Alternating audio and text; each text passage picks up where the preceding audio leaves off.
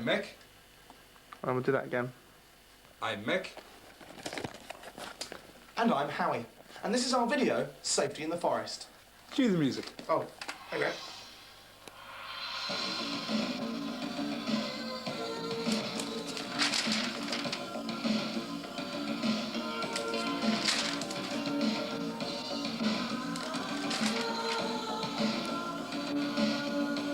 That'll do.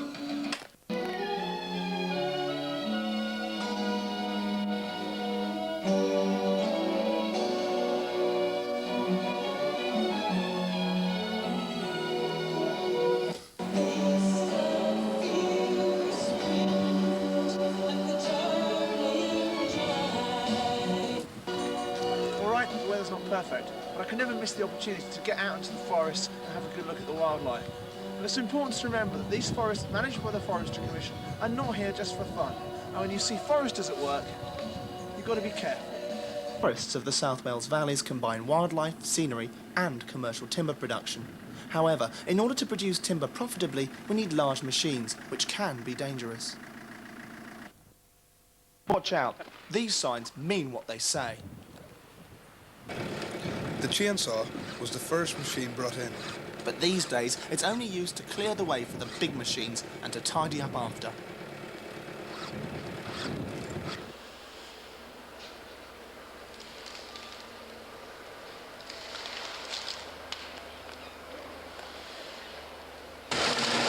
Today, most of the tree felling is done by one of these, a harvester.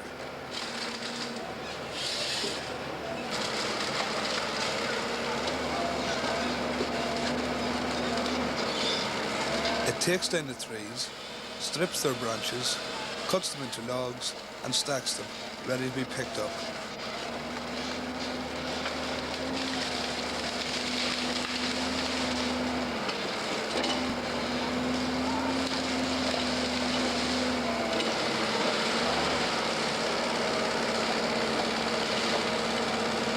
When you watch it at work, you can see why there's a 30-metre safety zone around these. If that cutting chain snaps, it can travel that far and still embed itself in the tree. Just think what it could do to you.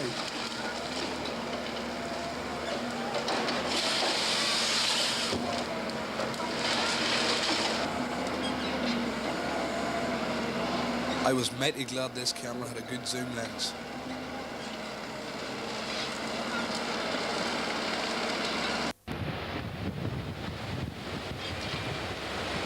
The logs left by the harvester are collected by this machine, a forwarder.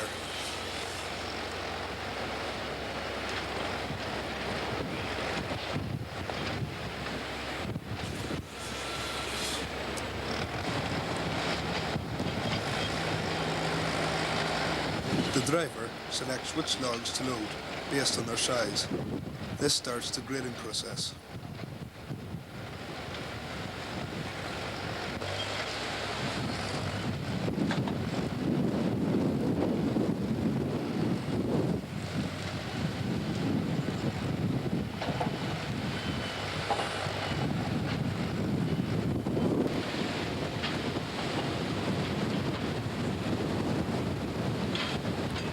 The logs are then stacked by the side of the road for collection later.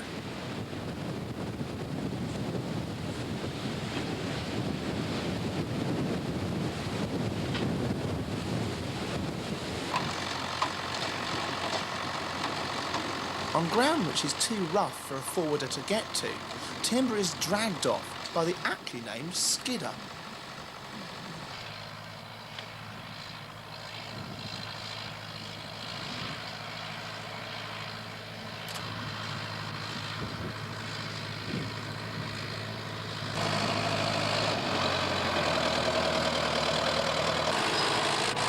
Essentially, the skidder is a large tractor, complete with steel rope and winch, which drags the trees off-site whole. They're then cut up later.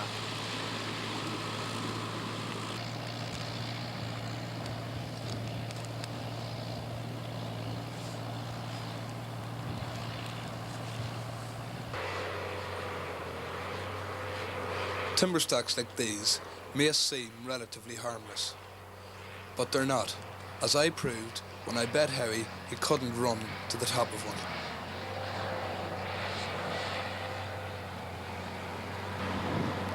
What are you on about, Mick? Running up those will be no problem whatsoever. Harry, they're not as stable as they look, and they're slippery. Dum dum da da dum dum da da dum dum da da dum dum da da da dum. That's not right. Try again. Dum dum da da dum dum da da dum dum da da dum dum da da da dum da da dum. Oh, you're right. Are you okay now, Harry? Yes, Mick. This is a video. It's only pretend.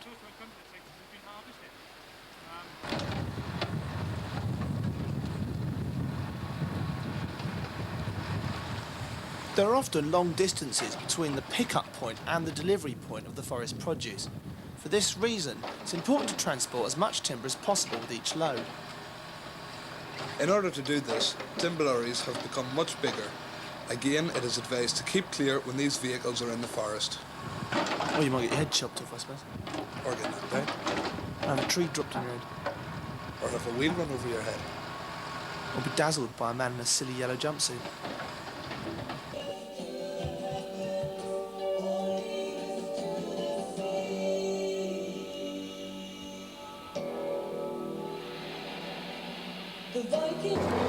Right, Mick, back to the plot. What's this? This? Ah yes, this is a forwarder, but this time it's not being used to extract timber. Now they have fitted a mounder onto the back of it. The mounder is used to prepare the ground for planting, which will be done shortly. The reason for mounding is to provide a suitable site into which the tree may be planted and gain a head start over the competing vegetation. The majority of tree planting is still done by hand. Now, this may not look like the most hazardous of pastimes, but these workers are wearing protective clothing for a reason. The majority of trees are treated with pesticides. If you see young trees, don't be tempted to touch them. They can cause irritation and an allergic reaction. Hopefully, these will be ready for harvesting in about 50 years' time. Right. This group of trees behind me is the only productive area on this whole 40-hectare site. The rest has been burnt by vandals. Just look at it. Fire can be a pretty devastating thing, especially when started on purpose.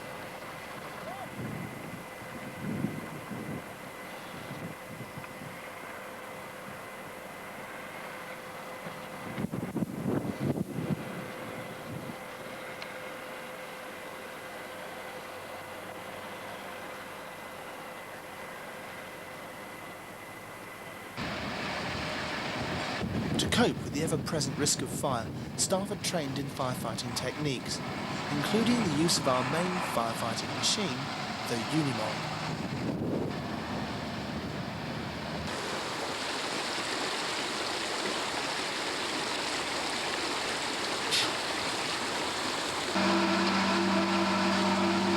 It holds 900 gallons of water and can be driven almost anywhere.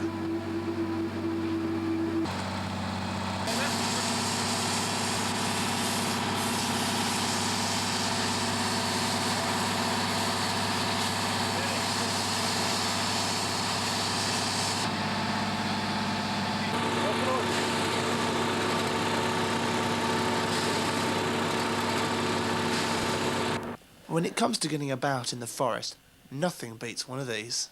Eh, Mick? That is true, Harry. I can't stop grinning.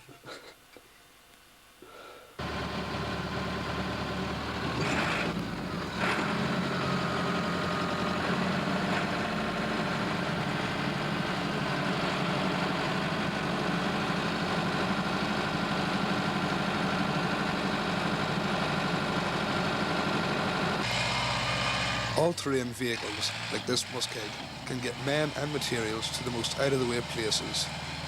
They can go at quite a speed too, even on the rough ground. What's the visibility like from one of these? Well, as you can see, Harry, when you're on quite flat ground like we are here, the visibility is quite good. But once we get into the rougher areas, where the machine is going up and down, over humps and through hollows, the visibility can be quite poor. Yeah, I see what you mean.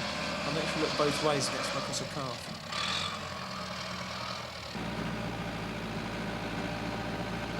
At the end of the day, the vehicle is parked up in the forest, out of sight of vandals. But it's not just vandals that mess up the forest. Ordinary people do it too. That's mostly through laziness.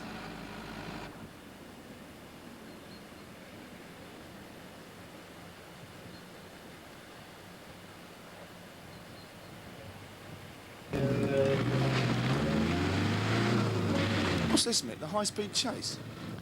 No, I put this bit in to remind me to talk about joyriders in the forest. Oh, go on then.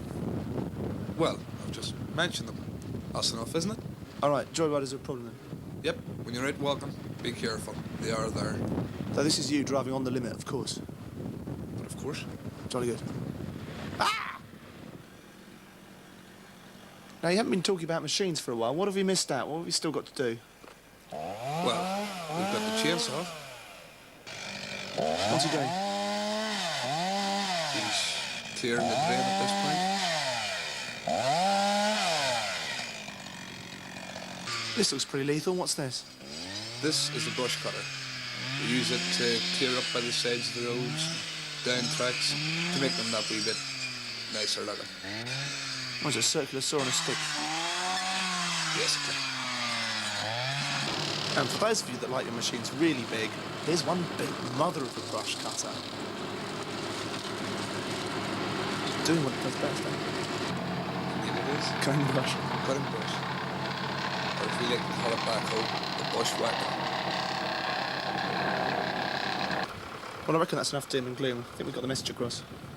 Well, I certainly hope so. Should we end on some nice views of forest? Well, we've got one nice view of a forest here. But what about an interview with somebody? No idea. Well, we've got one other cut. Let's put that other bit of forest in first. Okay, hang about. Hang on, haven't we used this shot before? Yeah, but if I play some music, no one will notice. Okay, so who should we interview? Dave Connick, wildlife ranger. Good idea. Well, we've got a lot of guided booklets and things. We have guided walks. Again, we've got this footpath here which goes along here. And what the sort of thing we would do is identify features along a linear route of interest to people, and that may be conservation features, and maybe historical features, or maybe just viewpoints and general, nice areas where you can feel the countryside and I think absorb wildlife, and that's what I like to do sometimes. Sit down with a flask of coffee and a couple of biscuits and just feel it happening all around you. But how does that conflict with the needs of commercial forestry? Does it conflict? I don't think it does conflict. I mean, we look at integrating it into it, and I think we've moved a long way to doing that. And I think forestry at present is an exciting time because we're doing these things. We're well on the road, and So what do you hope for in the future up here? I think a nice balance between the need to produce timber, and that we're doing very efficiently, and integrate a lot of the landscape features, and have a very nice conservation area which will have corridors where you'll have a continuity of wildlife. We're going to have a patchwork of forest evolving over the years. This piece is going to grow up and this piece is going to come down, and then this piece is going to come down and that piece is going to come down, and we'll have this patchwork evolving, and wildlife will move from each piece from piece to piece. And I look upon conservation areas which we're creating now as being reservoirs for the wildlife, so where they can move onto the sites as they become available to them. That's it. Let's go. Yeah. That's it, isn't it? That's it, Howie. We're finished.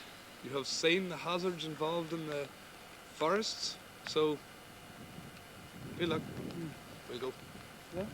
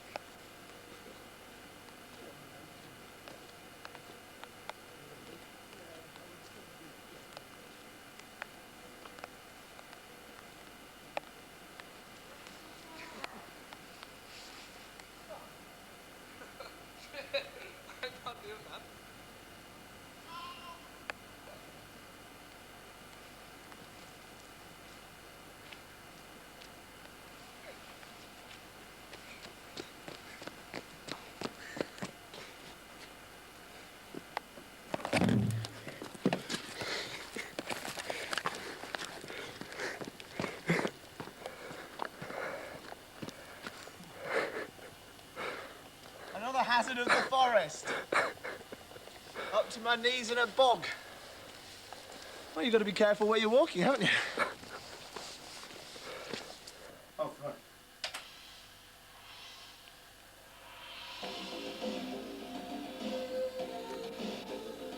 That's me. That's me. Lucky that's over. Yep. Lovely.